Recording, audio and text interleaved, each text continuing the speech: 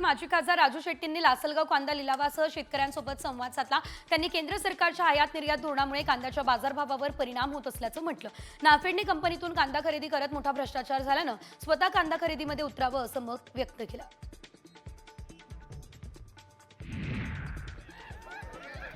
Hindustan aeronautics limited या ठिकाणचे कामगार संघटनेच्या निवडणुकीमध्ये जागृती पॅनलने दणदणीत विजय मिळवला।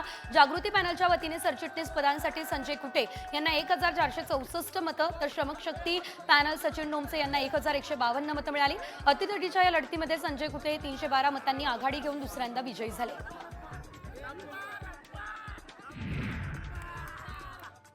नाशिकमध्ये आता मनसेच्या कार्यकर्त्यांनी शहरातील विविध समस्यांच्या संदर्भात महापालिकेच्या मुख्य गेटवर घंटानाद आंदोलन केलेले आहे। यावेळी कार्यकर्त्यांनी महापालिका प्रशासनाच्या विरोधात जोरदार घोषणाबाजी सुद्धा केलेली आहे।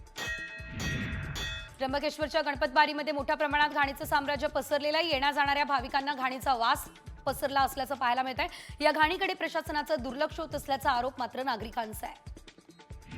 नाशिकमध्ये हळदीच्या कार्यक्रमात तरुणाची धारदार शस्त्रानं हत्या करण्यात आलेली आहे। रवी सोमनाथ मुंबाडे असं हत्या झालेल्या तरुणाचं नाव आहे। मित्रांनी रवीला नाचण्यास सांगितलं, पण त्यानं नाचण्यास नकार दिला।